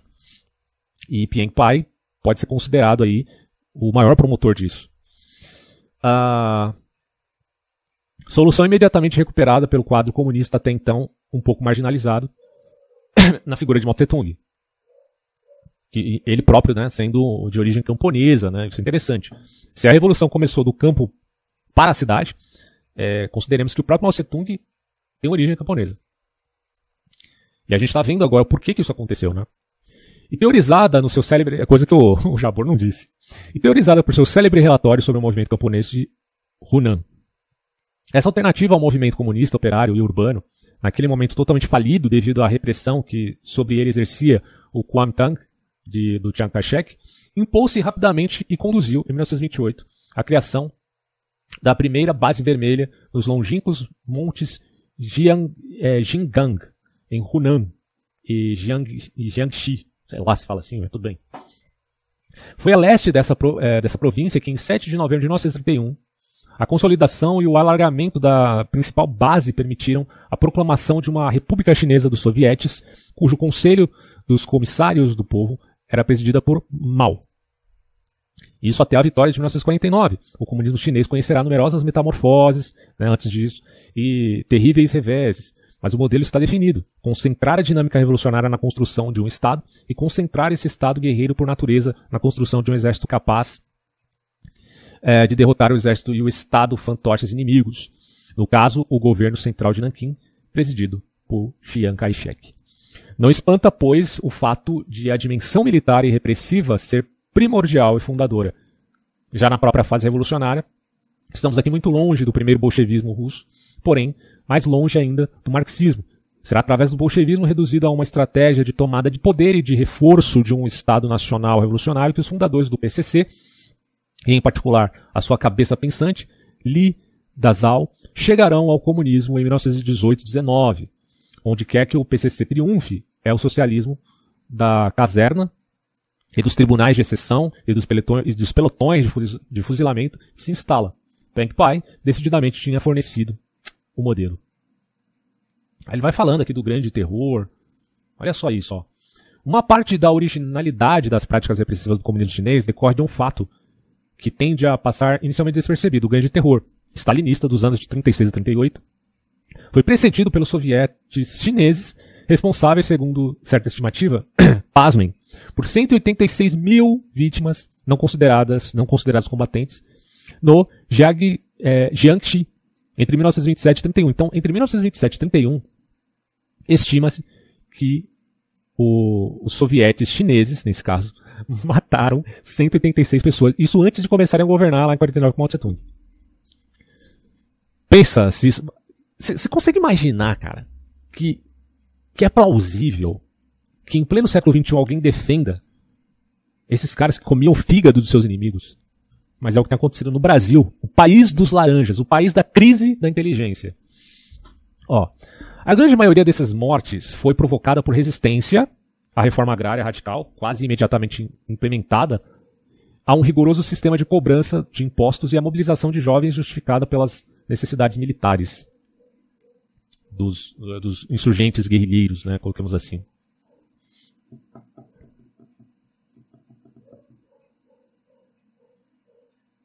Olha só, registram-se tensões análogas que o PC, Partido Comunista, aprendeu, todavia, a regular graças a uma repressão mais seletiva, menos sangrenta, na base de Shanxi, o Shaanxi Norte, centrada em Henan.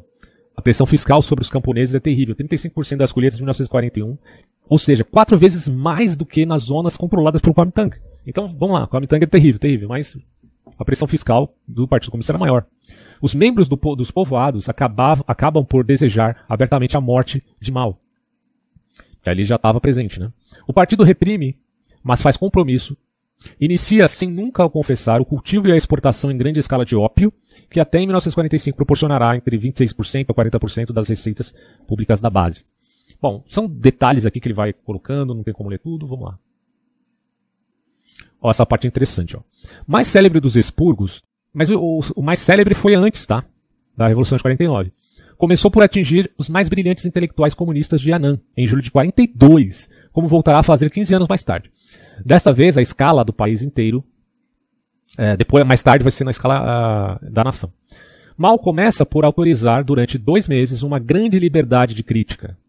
Depois, subitamente, que é estratégia, todos os militantes são convidados a lutar, através de uma infinidade de comícios, lutar entre aspas, contra Jinkling, que tinha denunciado o formalismo da apregoada igualdade entre homens e mulheres.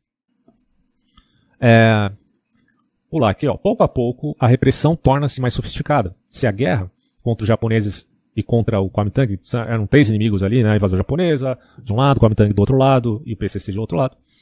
É nessa ocasião acompanhada por matanças terroristas que fazem milhares de vítimas. 3.600 em 3 meses, em 1940, numa pequena parte de Hebei, que importava de tomar o controle. Depois o assassinato tende a individualizar-se. Aqui eu acho que é uma nota, né? 46 lá. Os renegados são particularmente visados, o que corresponde também às práticas tradicionais das sociedades secretas, seguindo um antigo chefe da guerrilha. Matávamos um grande número de traidores, de maneira que o povo não tivesse outra escolha senão continuar na via da revolução. Quer dizer, aí entra essas palavras aqui, né? O que Mao perdeu em popularidade ganhou em medo pela prática do terror. Aí eu tenho a explicação aqui do sistema de autocrítica, eu já tinha falado, sistema de crítica e autocrítica do tipo de stalinista. Então, a disciplina do partido baseia-se já no processo de revolução em formas estupidamente rígidas de crítica e autocrítica. É o presidente da célula que decide quem deve ser criticado e o porquê e por que razão. Ataca-se em geral um comunista de cada vez. Todos participam, ninguém pode esquivar-se. O acusado tem apenas um direito: arrepender-se dos seus erros, né? Esse é o direito que ele tem. Arrepender-se do direito, arrepender-se de ser quem ele é, ou seja, uma pessoa que trabalha e vive do suor do seu próprio trabalho e que agora é acusada de ser um contra-revolucionário. Se acaso se declarar inocente ou se admite sua culpa, sem muita convicção, renova-se o ataque. É um verdadeiro adestramento psicológico. Compreendi, citando aqui, né, uma realidade trágica. Este cruel método de coerção psicológica, a que Mao chama purificação moral, é o Cheng Fing. Purificação moral criou uma atmosfera sufocante na organização do partido em Yan'an. O número não desprezível de militantes comunistas literalmente suicidaram-se. Fugiram ou tornaram-se psicóticos. Tamanho nível dessa tentativa de dominar mentes, cara, do Partido Comunista. O método Cheng Fing responde ao princípio de que cada um deve saber tudo sobre os pensamentos íntimos dos outros. Tal é a vil e vergonhosa diretiva que rege todas as reuniões. Tudo que há de mais íntimo e pessoal é desnudado sem o menor pudor para exame público. Sob o rótulo da crítica e da autocrítica, inspecionam-se os pensamentos, as aspirações, os atos de cada um. A reforma agrária e expurgos urbanos de 1946 e 57, o subtítulo aqui onde ele vai falar dos expurgos. Então, tome nota, expurgo, entenda-se. Vou até aumentar aqui, ó. Processos ou exclusões de pessoas consideradas indesejáveis ou perigosas por um grupo de organização. Na China temos o grande salto adiante, a Revolução Cultural e a campanha antidireitista. Isso aqui é basicamente perseguição, pura e simplesmente. O país onde os comunistas tomam o poder em 1949 não é exatamente uma terra de doçura e de harmonia, como nós já havíamos dito. A violência e frequentemente o assassinato constituem meios banalizados tanto do governo, tanto de governar quanto de fazer oposição. A vida foi banalizada, literalmente, nesse período aqui. Ou ainda de ajustar contas entre vizinhos. Os atos de que vamos agora falar tiveram, pois, um caráter de oposição à violência, de resposta a exações bem reais. Uma das vítimas de Peng Pai, um magistrado local, havia mandado executar uma centena de camponeses sindicalizados e foram seguramente vistos como tais por uma grande pane da população rural. Por conseguinte, esse período conserva uma excelente imagem tanto na história oficial pós-maoísta, de um modo geral, até as vésperas do movimento antidireitista de 1957, a perseguição à direita. Hoje, né, o pessoal usa muito essa terminologia extrema-direita. Tudo é extrema-direita, né? Qualquer coisa é extrema-direita. Se você critica a histeria progressista que de fato existe no Ocidente e que já chegou no Brasil, você é chamado de extrema-direita. Então, para uma perseguição contumaz, aí isso é um pulo. Evidentemente, o Brasil ainda, né, se nomeia uma democracia. O Brasil está na fase da demagogia, né? Não deixou de ser democracia efetivamente. A democracia liberal está se corrompendo numa completa demagogia. E se tornar uma ditadura, pode ter certeza que a expressão extrema-direita e fascista vai caber a qualquer um que se diga contrário aos abusos de autoridade. Infelizmente é o que tem já acontecido, né? Já está se preparando o caminho linguístico para se chegar ao caminho da realidade. Espero que eu esteja exagerando aqui, né? Mas enfim, lá já tinha acontecido em 57. O timoneiro, Mao Tse-tung, teria procedido corretamente, supostamente, né, nesses termos aqui, tá? Quanto na memória de numerosas testemunhas, por vezes beneficiárias diretas e tal, das desgraças dos seus concidadãos demasiado abstratos. Uma coisa explicando a outra, os comunistas, incluindo seus intelectuais, não foram, na ocasião, muito afetados pelos expurgos. E, no entanto, trata-se da mais sangrenta onda de repressão jamais lançada pelo Partido Comunista Chinês, estendendo-se por todo o país, pela sua amplitude, pela sua generalidade e pela sua duração. Isso é importante. Ao contrário da Revolução Russa de 1917, a Revolução Chinesa de 49 propagou-se dos campos para as cidades, é o que o Jabor tinha falado, aqui ele acertou. Portanto, é lógico que os expurgos urbanos foram posteriores ao movimento de reforma agrária. Os expurgos eram algo de que os comunistas tinham larga experiência. Aí tem a ideia de polarizar para conquistar. Isso aqui foi feito com excelência na China comunista. Deixa eu só voltar aqui que deu uma travadinha. Aqui ele vai falar do processo de engenharia social, né? Relativamente aos contrastes sociais extremos que os campos do leste europeu conheceram em 1945, que os da América Latina conheceram ainda hoje, pode-se dizer que a sociedade rural chinesa era relativamente igualitária. E já o dissemos, os conflitos entre ricos e pobres estavam longe de constituir uma das principais causas de perturbação. Tinha, mas não era tanta coisa assim. Como em Hai Lufeng, em 1927, os comunistas, a começar pelo próprio Mao, desempenharam assim o papel de engenheiros sociais. Tratava-se de polarizar muito artificialmente grupos rurais, definidos e delimitados de modo totalmente arbitrário. Havia cotas fixadas pelo aparelho repressor, no caso, a respeitar de 10 a 20% de privilegiados, conforme as regiões e os meandros da política central, para em seguida decretar que essa polarização residia a causa quase única da miséria camponesa, trocando o fator causal em relação ao efeito, e assim causar a polarização que eles precisavam para se tornarem os juízes de duas partes. Porque se eles se colocam no papel de juiz, bom, o juiz tem maior autoridade e o que ele fala é decretado. Isso aqui é engenharia social. A rota para a felicidade torna-se então muito fácil de encontrar. Os agitadores, que eram os caras que provocavam as polarizações, são exatamente o que acontece hoje no campo cultural e não necessariamente militar, tá? Mas enfim, hoje a gente tem agitadores também na sociedade. Mas esses agitadores da época da China começaram então a dividir os camponeses em 4 grupos: pobres, semipobres, médios e ricos. Então é isso aqui. Polarize, divida para conquistar. Vamos dividir em grupos, vamos dividir em minorias. E a partir daí a gente faz a nossa demagogia manipuladora. Os excluídos dessas classificações eram com mais ou menos argumentos declarados proprietários de terras e nas circunstâncias homens a abater. Então ele vai contando toda a história aqui. Recomendo vocês lerem o livro. Tá? O elemento-chave de reforma agrária foi o comício de acidez. Diante do povoado reunido, compareciam os proprietários, frequentemente apelidados de traidores. Todo proprietário era tido como um traidor. É aquela coisa que aconteceu com a recente tragédia que aconteceu com o submarino do Ocean Gate, onde você teve 5 mortes de pessoas milionárias que pagaram, né, para estar ali e acabaram morrendo nessa tragédia. E bom, muita gente, como vocês perceberam aí, fizeram troça dessas pessoas, dizendo: olha só quantos submarinos nós precisamos para matar mais milionários, né? Que eles são os traidores do mundo. Bom, pessoal, para quem usa esse tipo de narrativa, primeiro, ele é um idiota útil completo, porque ele está usando a mesma narrativa que a engenharia social de Mao Tse Tung fazia para dividir e conquistar. Tá? Então isso se chama classicídio, que é a destruição deliberada e sistemática, total ou parcial, de uma classe social por meio de perseguição e violência. Se há abusos de uma determinada classe social que mantém o meio de produção, bom, é justo que você procure seus direitos trabalhistas. Eu não tiro o mérito da questão de modo algum. Porém, você matar essas pessoas, você desejar a morte dessas pessoas, é algo completamente diferente. Não sei se vocês perceberam esse ponto. E aqui, chegar à condenação à morte de proprietários, evidentemente acompanhada pelo confisco dos respectivos bens. Isso aqui se chama roubo, né? Roubar a sua propriedade, confiscá-la e ainda, por cima, matar você. Estuprar a tua mulher.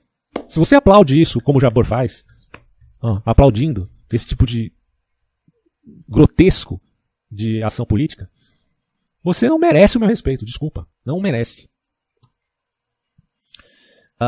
É o poder cínico, Hoje, nas universidades de humanas, principalmente, temos muitos professores cínicos que ensinam os neófitos a se tornarem massa de manobra política, inclusive aprendendo a defender esse marginal genocida psicopata chamado Mao Tse Tung.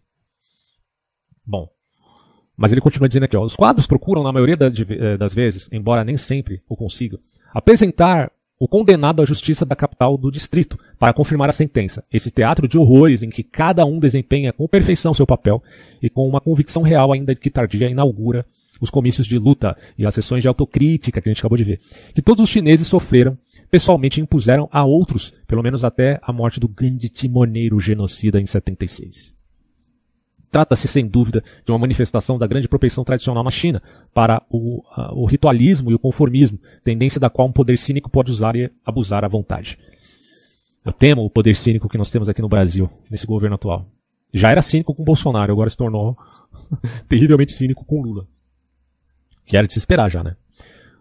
Aí ele fala assim, nenhum dado preciso permite determinar o número de vítimas, mas como tinha de haver, pelo menos aparentemente, uma cada povoado.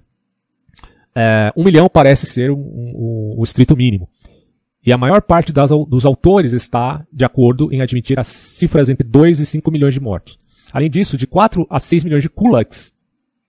Os kulaks eram a classe proprietária que foi deposta, assim, que teve a sua propriedade rural confiscada na União Soviética. Então por isso que está entre aspas aqui. Porque são os kulaks chineses. Os chineses proprietários passaram pela mesma coisa.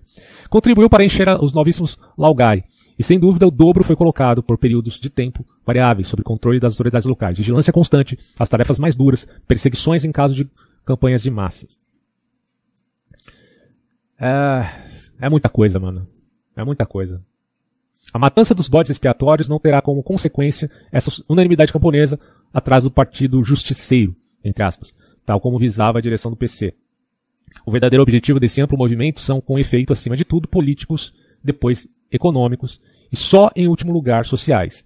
Então, isso aqui é o comunismo verdadeiro. Os comunistas estão preocupados com as questões sociais. Não.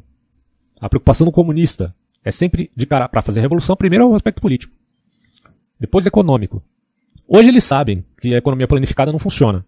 Depois de um debate de 100 anos, tem ainda burros que defendem a economia planificada. Mas aí esses caras aí são burros de forma privada, né?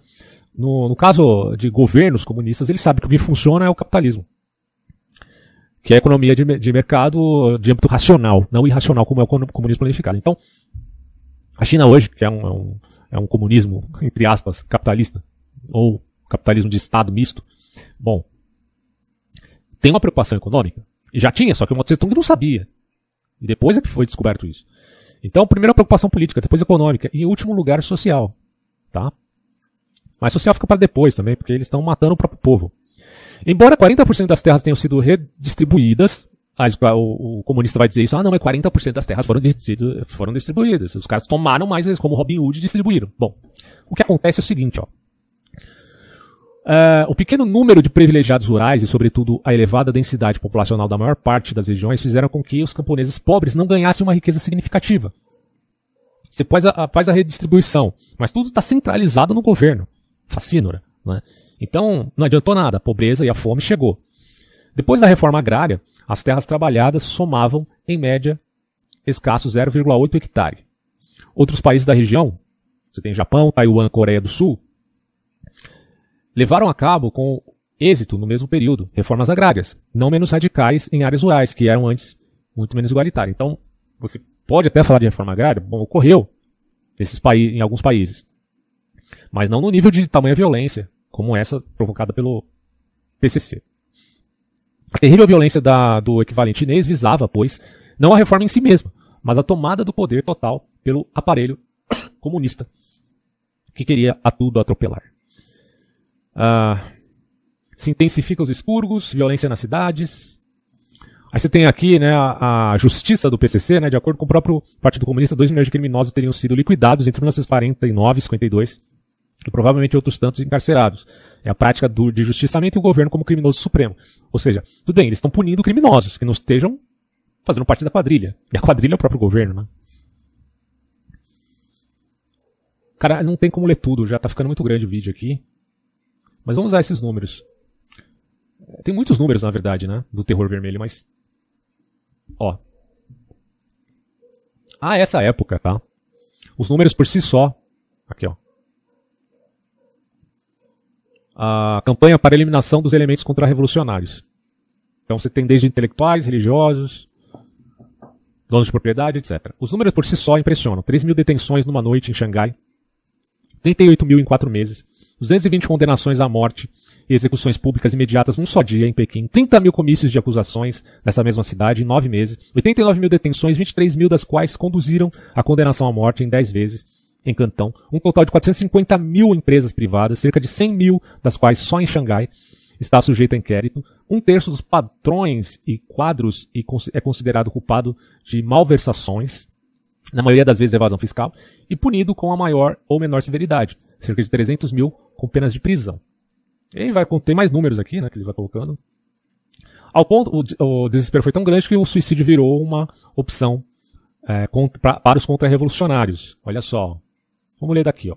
É muito mais difícil também, nesse caso, globalizar mais. O próprio Mao evoca para esses períodos, em 1957, o número de 800 mil contra-revolucionários literalmente liquidados. Liquidados. O próprio Mao Tse-tung admitia. As execuções urbanas atingiram, ao que tudo indica, pelo menos 1 milhão. Ou seja, 1/3 do valor mais provável para as liquidações, se é que você me entende. No caso, rurais. Como havia naquela ocasião, pelo menos, né, 5 rurais por cada citadino.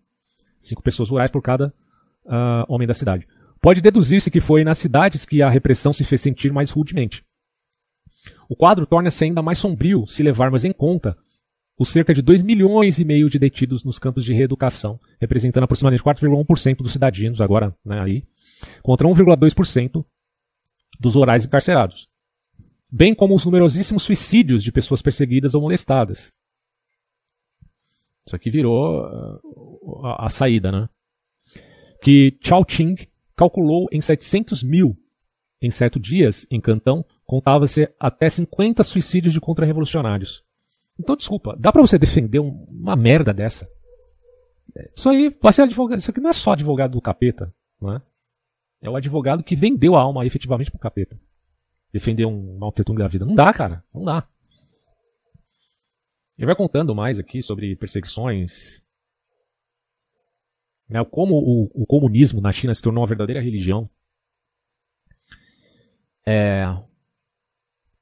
Passa-se mais ou menos o mesmo com os intelectuais. Eles têm de participar no local de trabalho nas reuniões de submissão e de renascimento. Isso aqui dá a ideia do batismo cristão, né, porque é uma religião política, agora vai falar de renascimento. Por lavagem cerebral e por terrorismo. Confessar conscientemente seus erros que não existem, mas ele está dizendo que você errou. Mostrar que dali para frente romperam sinceramente com o liberalismo e o ocidentalismo. E por aí vai. É a religião política.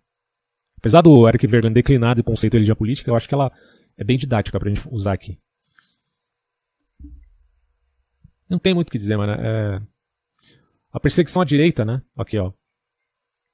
Houve, de um modo geral, poucas execuções, mais de 400 mil a 700 mil quadros, rotulados com o infamante rótulo de direitistas, terão 2 boas dezenas de anos para se arrependerem.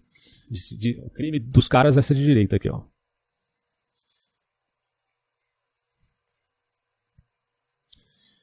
Eu queria ler tudo, mas o vídeo está muito grande, não tem como.